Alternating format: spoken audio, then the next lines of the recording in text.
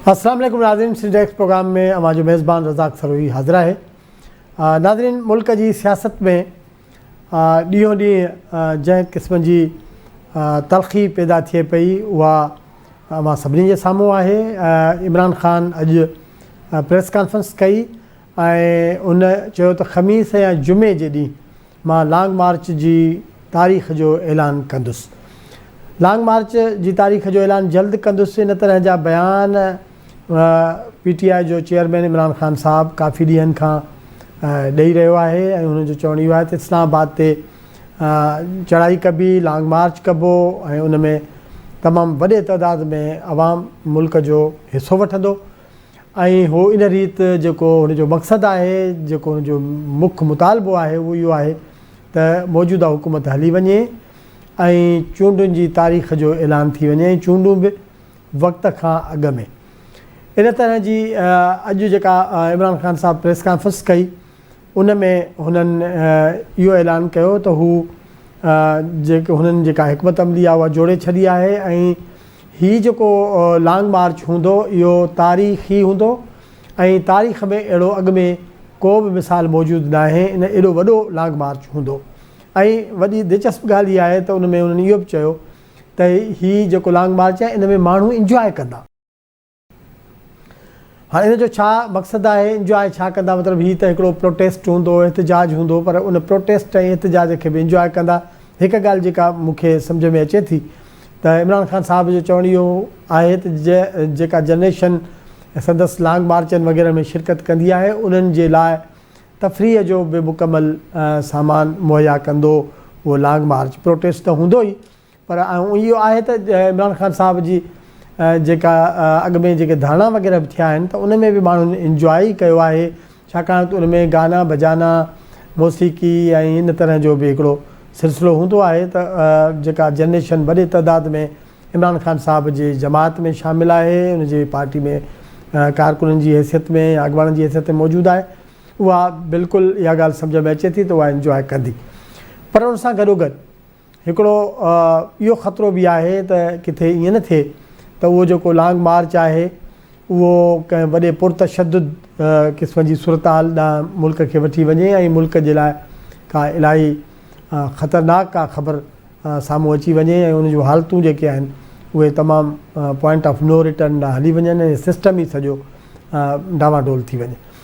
हिकु तरफ़ इमरान ख़ान साहब इहो चवनि था त हीअ पुरअमन एहतिजाज हूंदो, पर ॿिए तरफ़ इहे ख़दशा आहिनि त जेकॾहिं उन पुरअमन एहतिजाज जे दौरान को बि अहिड़ो पुरतशद्दुद जो वाक़ियो थियो या अहिड़े क़िस्म जो का सूरत हाल पैदा थी त हालतूं तमामु घणी ख़तरनाक हद ते अॻिते वञी सघनि थियूं। पर बहरहाल हुकूमत ॿिए तरफ़ जेका वफ़ाक़ी हुकूमत आहे उन इहो अॼु वज़ीर आज़म शहबाज शरीफ़ बि ऐलान कयो त कंहिंखे बि कानून हथ में खणण जी इजाज़त न ॾींदा ऐं हू कंहिं बि सर्टिफाइड जेको चोर आहे उनखे असां इजाज़त न ॾींदासीं त हू अची अमुन ख़राबु करे या मुल्क खे को नुक़सानु पहुचाए। इन तरह जूं प्रेस कॉन्फ्रेंसूं अॼु थियूं आहिनि, असां उहे बि तव्हांजे साम्हूं रखंदासीं त जीअं तव्हांखे ख़बर पवे त ॿिन्ही पासनि ॾांहुं मूड कहिड़ो आहे। ऐं उनखां सवाइ जेका इमरान ख़ान साहब जी तोशाखाना केस में नाअहली थी आहे, कल्ह उन जे ख़िलाफ़ु अदालत में इमरान ख़ान हलियो वियो हो। इस्लामाबाद हाई कोर्ट उन जी ॿुधणीअ जे लाइ बेंच जोड़े छॾी आहे ऐं सूमर जे ॾींहुं उन जी ॿुधणी शुरू थींदी ऐं सुबुह जो 9 वॻे ॿुधणीअ जो वक़्तु मुक़ररु कयो वियो आहे। चीफ जस्टिस अतर मनल्ला हिन केस जो जाइज़ो वठंदो ऐं उन हवाले सां छा सूरत हाल पैदा थिए थी उहो त वक़्तु ई ॿुधाईंदो। असीं अव्हां जे साम्हूं सभ खां पहिरियां जेका इमरान ख़ान साहब अॼु प्रेस कॉन्फ्रेंस कई उन जा कुझु टुकड़ा तव्हांजे साम्हूं असां रखूं था त जीअं तव्हांखे ख़बर पए त इमरान ख़ान साहब हिन वक़्तु कहिड़ी पोजीशन में आहे। मैं अनाउंस करूंगा ना डेट उसकी लॉन्च मार्च की, ये मैं या जुमेरात या जुमे को करूंगा इसकी डेट, और उसके बाद बस फिर आपके सामने ये मार्च की डिटेल्स आती रहेंगी। मुख्तलिफ होगा बाकी मार्चेस से, बिल्कुल मुख्तलिफ होगा।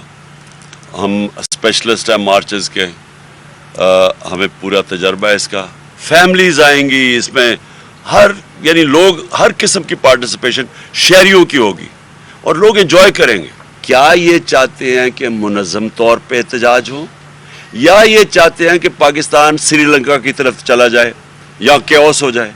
क्योंकि दोनों होना, अगर ये मुनज़्ज़म जल्द एहतजाज का रास्ता रोकेंगे तो केओस हो जाएगा। बैकडोर चैनल से तो बातचीत हमेशा होती रहती है, पॉलिटिकल पार्टीज हमेशा बातचीत करती है, लेकिन मुझे कोई नहीं नज़र आ रहा कि इसका कोई नतीजा निकलेगा। क्योंकि मुज़ाकरात किस चीज़ के लिए, हमने किस चीज़ के लिए करने हैं? हम इलेक्शन चाहते हैं। हमारे लिए कोई मुज़ाकरात सिर्फ इधर तक अहमियत है कि इलेक्शन हो, लेकिन मुझे पूरा यकीन है कि इन्होंने इलेक्शन नहीं करवाने। सैफुल्लाह, वो असल में हम अपनी मार्च की तैयारियां कर रहे हैं, तो हम कई लोगों को चाहते हैं कि वो अंडरग्राउंड रहें। तब तक देखिए, इलेक्शन कमीशन की मैं सीधी आपको बात बता दूँ, ये इतना बुज़दिल आदमी है। अच्छा, हाणे ही इमरान खान साहब बिल्कुल क्लियर कट इहा ॻाल्हि कनि पिया त हू स्पेशलिस्ट आहिनि ऐं ही सभई जेके लॉन्ग मार्च माज़ी में थिया आहिनि उनखां मुख़्तलिफ़ हूंदो ऐं फैमिलीज़ हिन में वधीक शरीक थींदियूं ऐं तव्हां इंजॉय कंदो। ऐं उनखां सवाइ उन्हनि इहो चयो त ॻाल्हियूं बि बैकडोर ॻाल्हियूं थियनि पियूं, यानी त बिहाइंड द कर्टेन, परदे जे पोयां के ॻाल्हियूं थी रहियूं आहिनि। पर हीउ चए पियो त उन्हनि ॻाल्हियुनि जो को बि नतीजो न आहे निकिरणो, छाकाणि त हुननि जो जेको मुतालबो आहे उहो सिर्फ़ु ऐं सिर्फ़ु इलेक्शन आहे ऐं इलेक्शन खां सवाइ इन्हनि ॻाल्हियुनि जो को बि नतीजो न निकिरंदो। ऐं हुन चयो त सियासी ॻाल्हियूं पयूं थींदियूं आहिनि, उनजी का हुननि जे नज़र में का अहमियत कोन्हे। ऐं हुन इहो बि चयो त असांखे यकीन आहे त इलेक्शन न कराईंदा मौजूदा हुकुमरान, त पोइ ॻाल्हियुनि जो को फ़ाइदो कोन्हे। इन तरह जूं ॻाल्हियूं कयूं। होॾां उन खां पोइ जेका वज़ीर आज़म शहबाज शरीफ़ प्रेस कॉन्फ्रेंस कई आहे उहा बि तव्हांजे आॾो पेश कयूं था। तव्हां ॿुधो त उन में वज़ीर आज़म जो छा मौक़िफ़ आहे। जो शख्स जिसने ये चोर डाकू 6 साल दिन रात इल्जामात लगाए, आज वो सर्टिफाइड चोर निकला, सर्टिफाइड खान निकला। चीफ इलेक्शन कमिश्नर, जिनके बारे में इमरान खान नियाजी ने ये फरमाया था कि ये बहुत ईमानदार आदमी है, इनका नाम इमरान खान नियाजी ने प्रपोज किया था, मैंने नहीं किया था। ये एक आईनी मामला है। ये एक रूटीन की बात है कि जब आर्मी चीफ जो भी अपनी मुद्दत पूरी करते हैं तो हुकूमत वक्त का आईनी इख्तियार है कि वो उस प्रोसेस को कंप्लीट करके जो भी है उनके पास पैनल आता है, पैनल देख के फिर वो अपॉइंटमेंट हो जाती है। तो उसमें इंशाअल्लाह ये एक कानूनी मामला है, इसमें कोई कबात नहीं है। नवाज शरीफ साहब इंशाअल्लाह आएंगे और अल्लाह ने ज़रूर आएंगे, तो मैं एयरपोर्ट जाऊंगा उनको लेने के लिए। आपको इतराज़ है इसमें? कोई जमहूरियत को ख़तरा नहीं।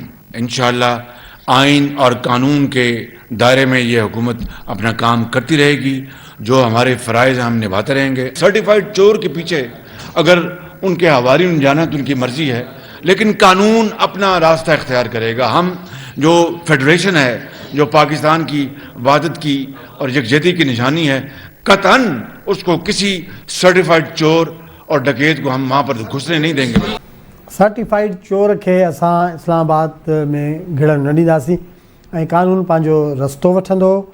ऐं चीफ इलेक्शन कमिश्नर जो नालो इमरान खान पाण तजवीज़ कयो हो ऐं अॼु हू हुनजे ख़िलाफ़ु ॻाल्हाए पियो ऐं उनजो को शहबाज शरीफ़ चवनि पिया त मूं उनजो नालो तजवीज़ न कयो।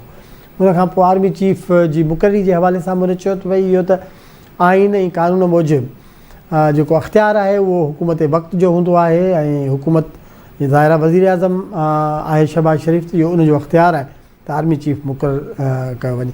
हाणे इहे समूरा जेके ॾे जवाब वठ जवाब इन तरह जा जेके जो प्रेस कॉन्फ्रेंसूं वरी जवाबी प्रेस कॉन्फ्रेंसूं आहिनि, उनजो जेको नतीजो निकिरे थो उहो इहो त माण्हू जेको हिन मुल्क जो आहे जेको इहे ॿुधे पियो ऐं ॾिसे पियो अखियुनि सां, हुनखे इहो ख़दशो थिए पियो त किथे मुल्क जी सूरत हाल ख़राबु न थी वञे। छाकाणि मुल्क जी सियासी सूरत हाल जेका आहे उहा ख़राबु आहे अॻ में, ऐं उन खां वधीक ख़राबी जेका आहे उन हिन मुल्क खे मुताबिल नथो थी सघे, वधीक उन जूं हालतूं ख़राबु थियनि। छाकाणि हीउ मुल्क अॻ में ॿोॾ ऐं बरसातुनि जे करे जंहिं तरह जी भोगडामा मुल्क जो वॾी अक्सरियत आवाम जी गुज़रे पई, उन वक़्तु सियासत में हिन तरह जो जेको रवैयो आहे धमकियुनि जो ऐं केसनि दाख़िल करण जो ऐं वरी मुज़ाहिरनि जलसनि जुलूसनि जो एहतजाज ठीकु आहे, सभिनी जो हक़ु आहे इहो पुरअमन एहतजाज करणु, पर इन तरह जी सूरत हाल पैदा करण जे बजाए केतिरो सुठो थिए हा त माण्हू गॾिजी पाण में ॻाल्हियुनि जे ज़रिए हिकिड़ो अफ़ाम तफ़हीम सां हिन मुल्क जो बाक़ी जेको वक़्तु आहे असेंबलियुनि जो उहो उनखे मुदो पूरो कराइजे ऐं हुकूमत ऐं अपोज़िशन गॾिजी वियनि, इमरान ख़ान साहिबु पार्लियामेंट में मोटी अचे ऐं गॾिजी वेही हिन मुल्क खे बाक़ी जेको टाइम आहे वक़्तु आहे उहो स्मूथली अॻिते वठी वञनि त जीअं ईंदड़ चूंडुनि जो माहौल पैदा थिए।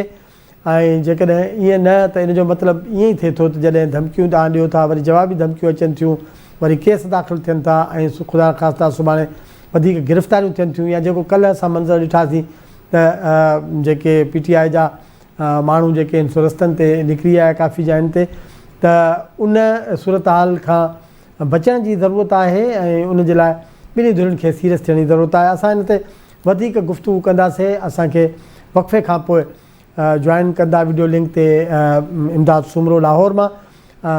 नाज़रीन असां सां गॾु रहिजो, केॾांहुं बि न वञिजो, वठूं था मुख़्तसिर ब्रेक।